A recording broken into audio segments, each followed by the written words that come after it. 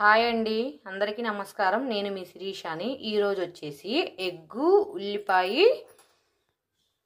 కారం. ఇప్పుడు ఉప్పు, జీలకర్ర, ఉల్లిపాయ మిక్సీ వేసుకుందాము. ఉల్లిపాయలు వేసాము, జీలకర్ర, ఉప్పు, కారం గ్రైండ్ చేద్దాం. ఇదిగోండి, ఇలా మిక్సీ వేసుకోవాలి. స్టవ్ ఆన్ చేసి ప్యాన్ పెట్టేసాము. దానిలో ఇప్పుడు ఆయిల్ వేద్దాము.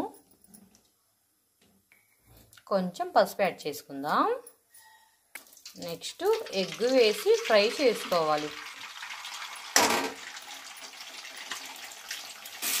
ఎగ్గుని వేయించుకుందాము.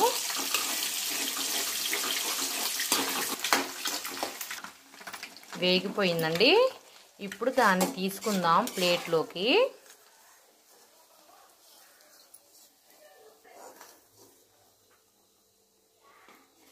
వేయించి తీసుకున్నాము ఎగ్గుని. మనం వేయించిన ఆయిల్లోనే కొంచెం జీలకర్ర యాడ్ చేసి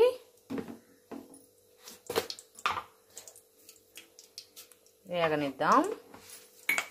మరలా కొంచెం పసుపు యాడ్ చేసుకుందాము. తాలింపు వేగిపోయింది. ఉల్లిపాయ ముక్కలు వేసుకుందాం. ఒకసారి తిప్పి వేయించుకుందాము. సరే కదా, అలా వేయించుకోవాలి. ఇలా వేయించుకోవాలి. తర్వాత కరివేపాకు వేసుకున్నాము.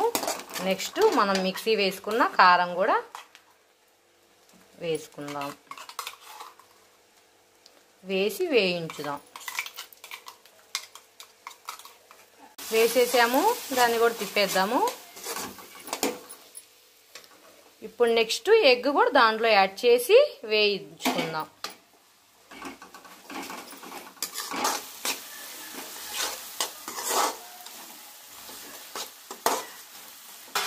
మన పచ్చి వాసన పోయేంత వరకు ఇది నీట్గా వేయించుకోవాలి. చూశారు కదా, వేగిపోయింది.